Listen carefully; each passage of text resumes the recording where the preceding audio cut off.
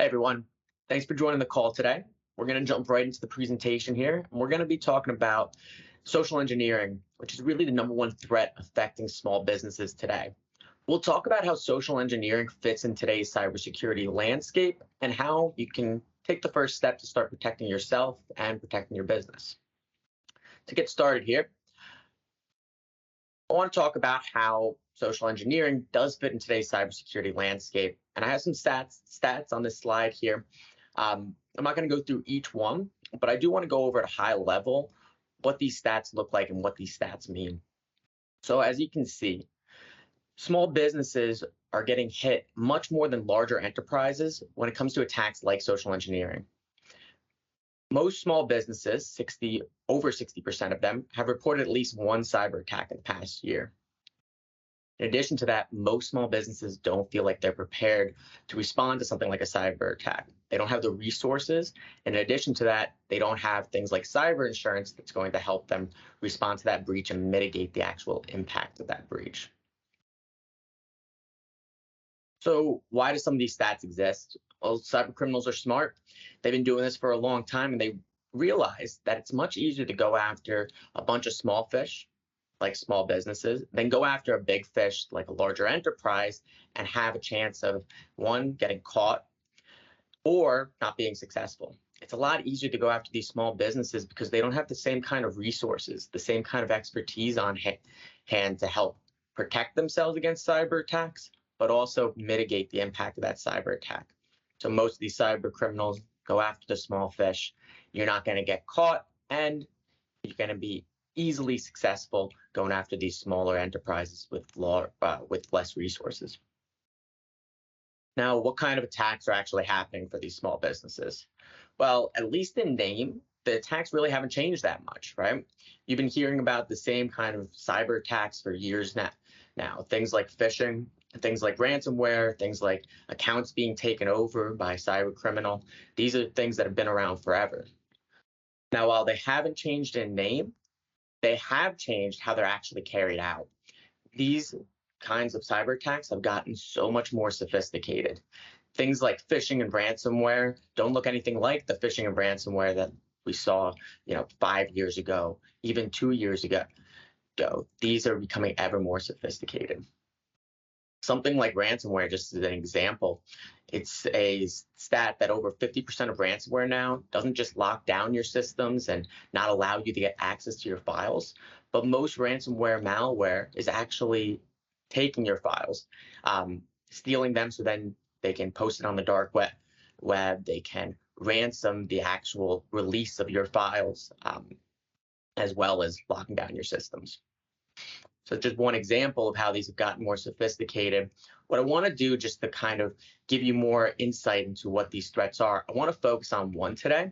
And the one I'm going to be focusing on is phishing. So what is phishing? And most of you probably already know what phishing is. What phishing is base is a scam email. This email is sent to you and it's trying to get you to, or trying to trick you into doing something. Maybe that's clicking on a link or opening an attachment that's going to lead you to a site that has malicious malware that's going to then get installed on your computer. Maybe it is something like ransomware, right? Maybe it's trying to trick you to giving up some credentials so your accounts get compromised, giving up some personally identifiable information or sensitive data. These are super common. But I want to go through kind of the evolution of these phishing attacks and go through the different types that we see. The first one I want to talk about is mass phishing. Many of you are probably familiar with these types of emails. You probably see them all the time. Mass phishing, these are really generic emails trying to imitate, maybe it's a company, maybe they're trying to imitate a service or, even just an individual. But it's going to be something common, like say it's from Amazon.com. And it's going to say, hi, user, this is Amazon.com. It might even look like the Amazon emails that you normally get, but it'll have key indicators that you know that it's a generic message sent out to thousands of people. These are the easiest to spot, but they're also the easiest to create. So because of that, we see that there's so many of these emails sent out, right? Thousands or millions of people can get hit by one mass phishing email, and all it takes is one person to click on them. But because of the generic nature of these emails, they're also the easiest to spot.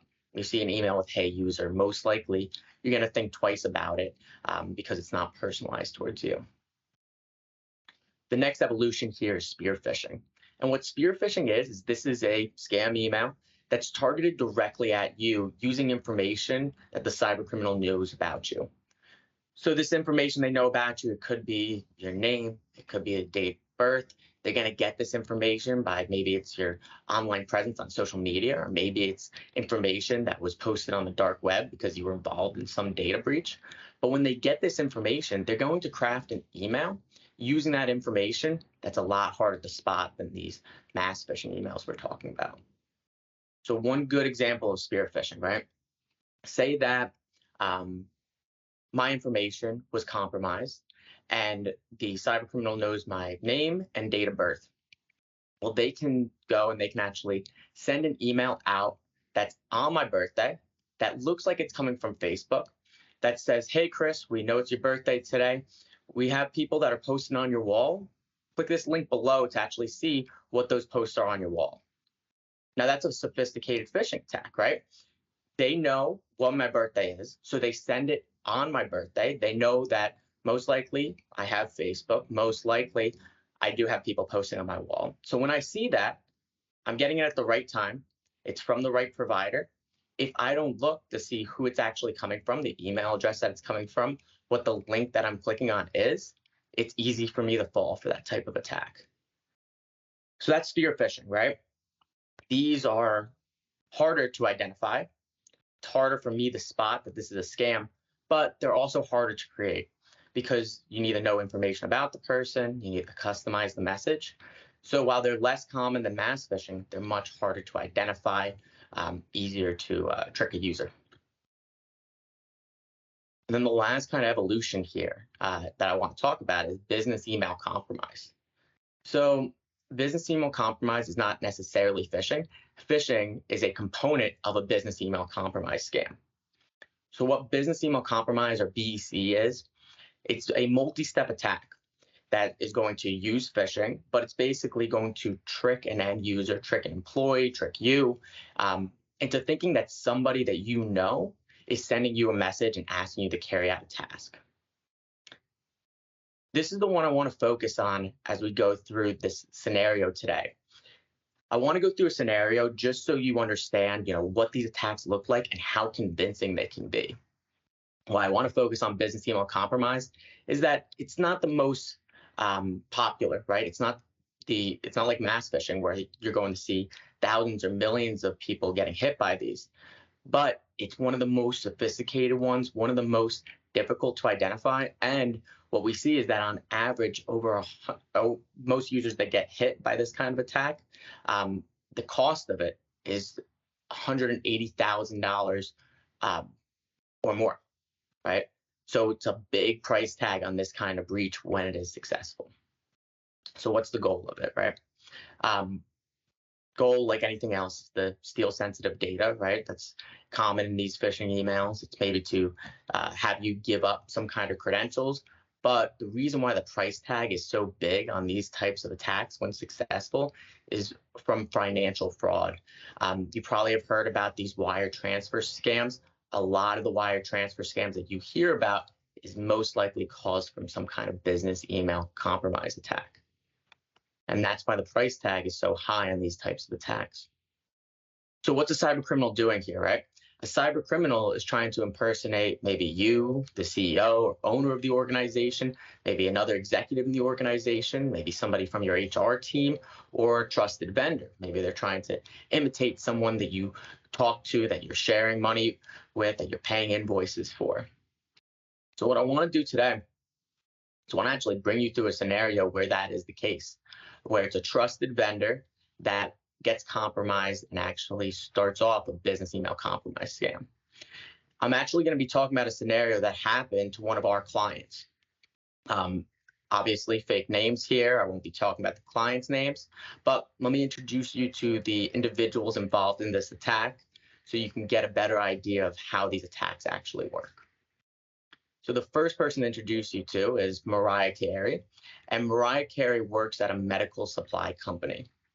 Like I said, we're not going to be doing real names here.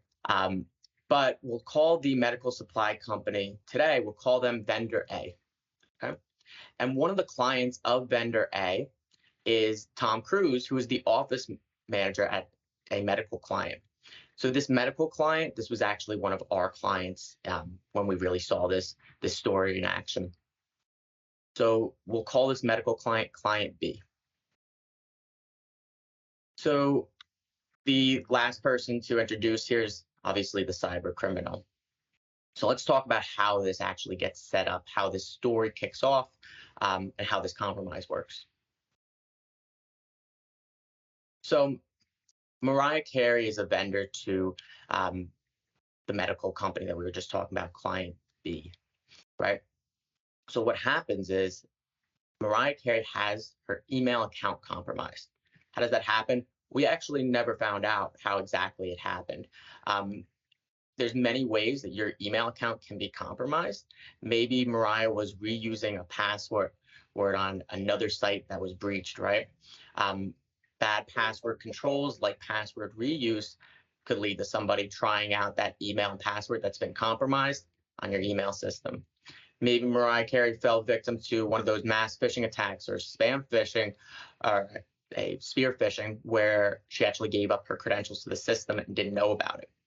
Either way, what kicks this off is Mariah Carey's email account credentials have been compromised and the cyber criminal logs into her email account.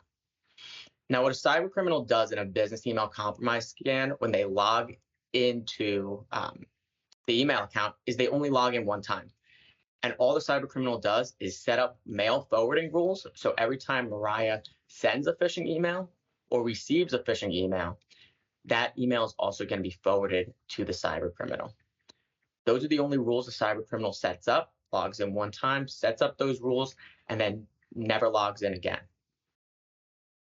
Now, the cyber criminal sits and waits, watches all of the emails going back from Mariah and her clients, Mariah and her other coworkers, and they wait for the right moment. So here's the right moment right here. This is a completely legitimate email, part of Mariah's normal process. Mariah sends an email to her client, Tom Cruise at Company B. Like I said, this is our client that she sent it to. And she says, hey, Tom, here's the attached invoice for the equipment purchased in June. You have 45 days to pay this, blah, blah, blah, whatever else they do in their normal invoice requests, right? Completely legitimate email. This was an actual request. Mariah probably does this every single month with Tom, right? So what happens after that is the cyber criminal sees this. He sees that this request has been made. And what the cyber criminal's already done is they've already purchased a fake email domain. And they've also created a fake bank account that will be used a little bit later as fake account details. Now, the fake email domain that they purchased, they want to make it look like it's actually coming from vendor A, right? They want to try to really imitate Mariah Carey here. So you're going to see at the bottom of this slide, the real email of Mariah Carey is mariah@vendora.com. The domain that the cyber criminal purchases is mariah@avendor.com. All they did is flip it around. And in the case of the actual client that we worked with, it was very similar to this. Just as an example, right? Say it was New NJ Medical Company was the actual domain. The cyber criminal changed it to Medical Company NJ. The domain looked so much like the actual domain that one of the, client B, when they saw it, they could have said, hey, maybe this is actually a domain in their organization. So just flipping around a couple of words, changing a letter, that's all they need to do to imitate, this client. So now the cyber criminal has this email address that they can send from mariah@avendor.com. Then he strikes. So what they do is now they've already been forwarded the legitimate message from Mariah. Now he sends a message with his new email address as Mariah Carey, and he says, hey, our CFO has migrated our accounts receivable to a different banking location. My coworker is going to send you the details shortly. Now you notice in the original email here, Rihanna was CC'd in this. This is the real coworker of Mariah Carey. And the cybercriminal also created a Rihanna at a vendor.com email account and CC'd them in the follow-up email. Now, to add to the legitimacy of this scam, now the email comes from Rihanna at a vendor.com. Mariah's CC'd, and they send the bank account information. The whole original thread is still below here. The only way for somebody to identify this scam, for Tom to be able to identify this scam, is if he realizes that a vendor.com is different from vendor a.com in the original email. That's the only indication here. Everything else is still the same. They have the complete original thread. Maybe in the past, Mariah has actually used the same process to update account information with them. So one question to ask yourselves, business owners and IT professionals, or just anybody in the finance department of your organization, one question to ask yourselves is, can you identify this scam? Would you identify this scam every day? Do you have processes in place to protect yourself from this type of attack? Most of the clients that I talk to, they say, I wouldn't be able to identify it, or they say it's possible that somebody else in my organization wouldn't be able to identify something like this.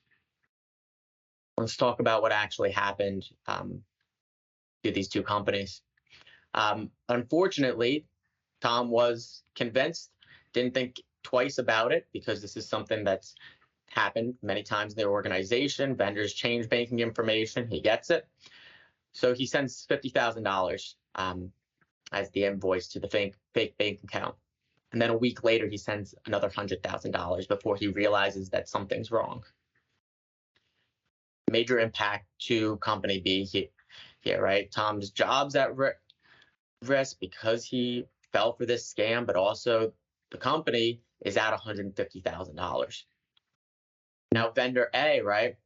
Mariah was the one that had her email account compromised to begin with.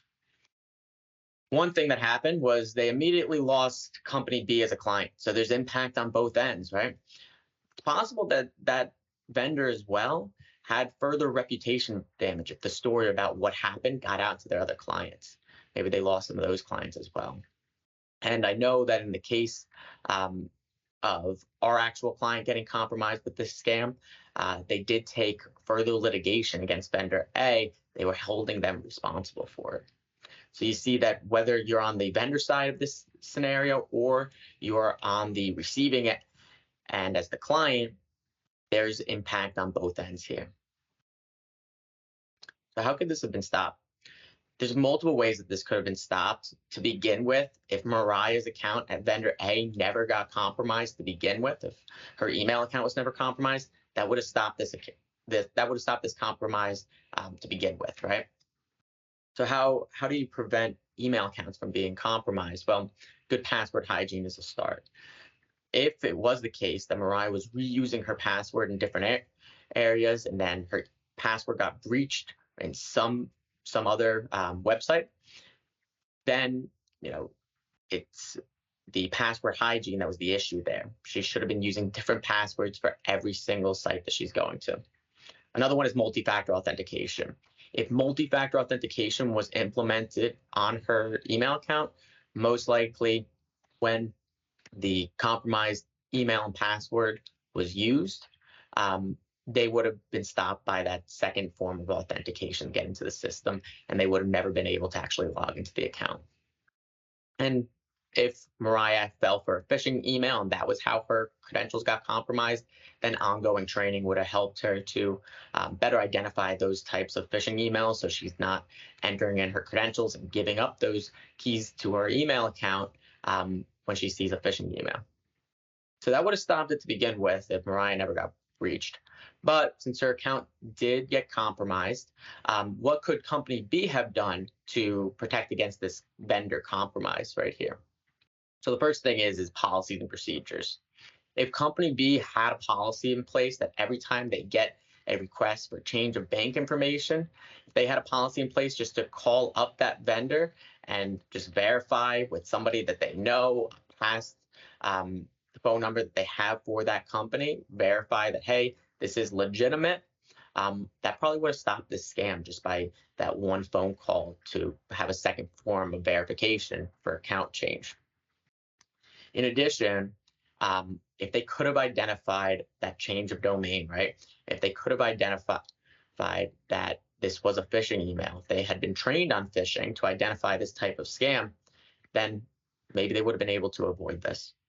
Ongoing training for these types of scams, since they are ever changing, this is just one example, is absolutely necessary because they are evolving every day. Like I said, there's so much evolution in the types of these scams and how they work. You want to be up to date on a continuous basis. That's week to week or month to month on what's new out there, what are we seeing in the environment. So just some of the ways of how you could have avoided this scam.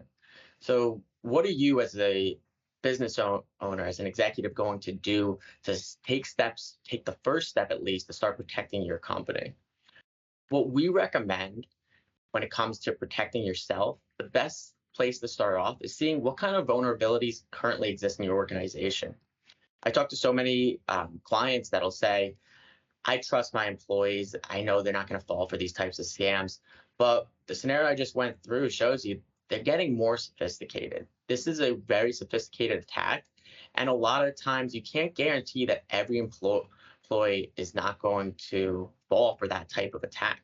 So evaluating what your existing vulnerabilities are will help you to come up with a plan to start mitigating them.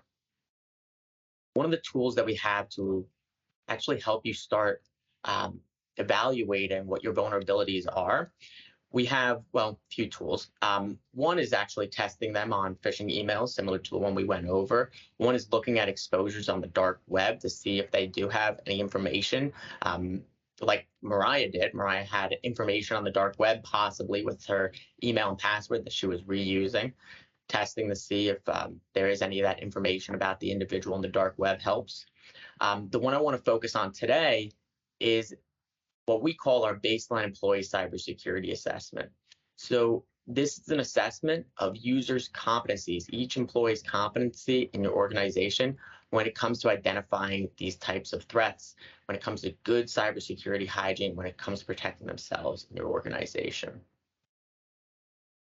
What this assessment is this assessment's going to identify your employees and your organization's greatest vulnerabilities. It's a simple rollout process. It takes you literally 2 minutes to roll out. All you need to do is send an email to your clients. It's going to help you understand what their cybersecurity posture is and where you need to focus on.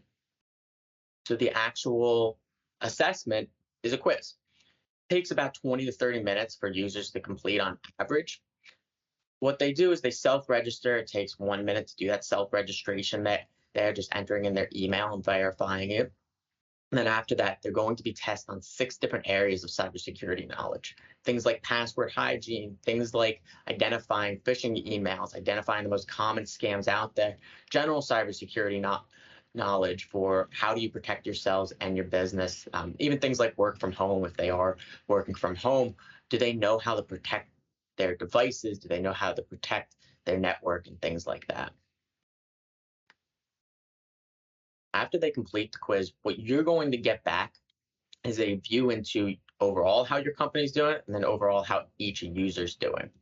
So you're going to see here, this is the actual look into what the report gives you.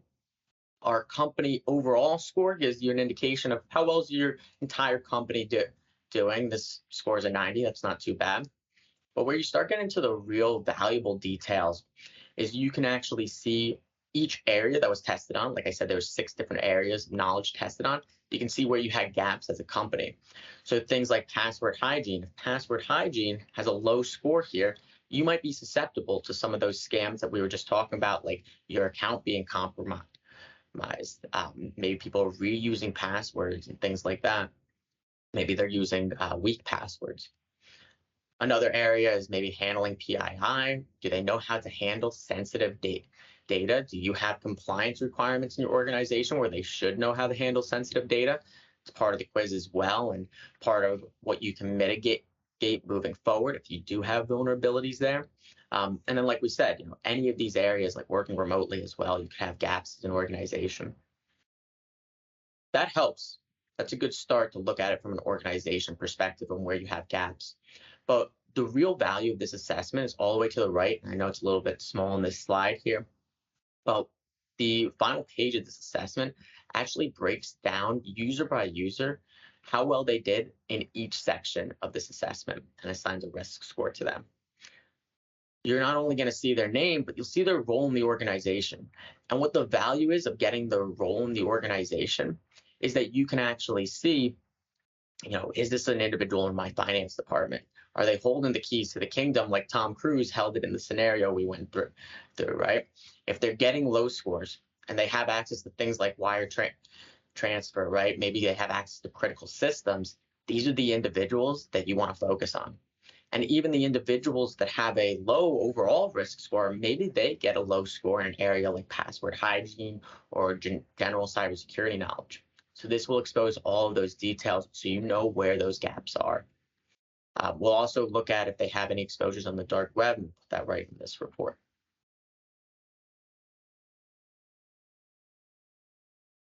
So what's the next steps here, right?